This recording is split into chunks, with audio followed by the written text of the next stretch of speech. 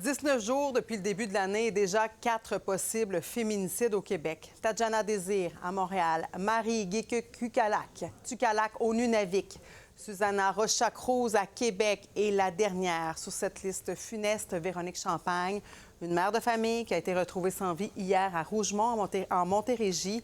Et le principal suspect est le conjoint de la victime, Marie Cassemard. Elle s'appelait Véronique Champagne, maman d'une petite fille d'à peine 4 ans. Véronique Champagne serait la 4e victime d'un féminicide présumé au Québec cette année. La femme de 40 ans aurait été poignardée à maintes reprises et celui qui lui aurait infligé ces blessures mortelles serait nul autre que son conjoint et le père de son enfant. Une fois que les mots sont prononcés, on le sait, hein, ils ne nous appartiennent plus. Donc, à ce moment-là, c'est pour ça que je vous dirais qu'on attend d'être bien certain d'avoir mieux cerné la situation. On sait que l'événement s'est passé dans un cadre conjugal, donc c'est vraiment là, une histoire d'une altercation entre un couple. Après les actes violents qu'il aurait fait subir à sa victime, le suspect serait retourné à l'intérieur de la résidence pour y mettre le feu. Les images que vous voyez ont été captées notamment par une voisine qui a été témoin de la scène tragique qui s'est déroulée sur la rue Petite-Caroline à Rougemont. J'habite à côté, juste en face, là. Vous avez été témoin en quelque sorte. Oui, c'est ça. Bien, j'ai un peu vu, il était comme à peu près 2h30. Là, je reviens de travailler, puis mes frères sont dans la fenêtre. Il y a comme le feu, là. On voyait juste beaucoup de boucanes.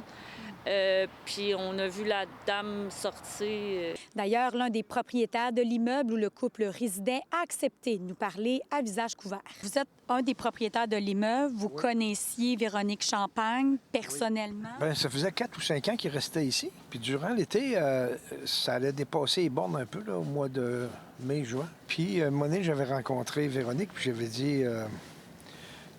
pourquoi tu endures ça? Comment ça se fait que... Pourquoi tu restes là?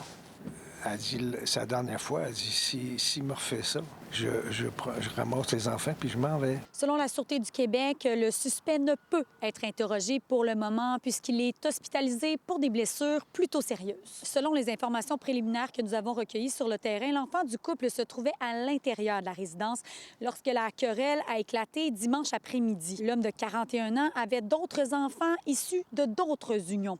Nous avons d'ailleurs pu échanger avec Chantal, qui est une voisine. Lui a d'autres enfants. La plus vieille, je la connais parce que, tu sais, ici, c'est un petit village, tout le monde connaît tout le monde, là. Puis elle était à l'école avec mes enfants. Elle m'a juste dit « Bonjour, c'est moi. Je veux savoir ce qui se passe. Là. Je sais qu'il y a eu un feu. Je sais qu'il y a quelqu'un qui est poignardé. Ma petite sœur, est-tu correcte? » Fait que je dis « Oui, elle est sortie. Là, elle est partie avec les policiers. Je peux pas te dire plus, je le sais pas. » Elle dit « Mon père, lui, est-tu mort? » Puis il avait l'air fâché. Puis je peux pas le dire, je suis pas médecin, mais je l'ai vu embarquer sa civière. Il était plein de sang. Puis je peux pas dire plus, puis je sais même pas il est où ou quoi que ce soit. Puis là, elle me demande, puis elle va comment? Je pense que c'est la pire chose que j'ai dit à une personne de ma vie. J'ai vraiment dit, je m'excuse, elle est décédée. Depuis notre arrivée ce matin, il y a un poste de commandement qui est en place. Les enquêteurs de la Sûreté du Québec ont rencontré des amis, également des voisins de la victime. À Rougemont, Marie Cassemard pour Nouveau Info.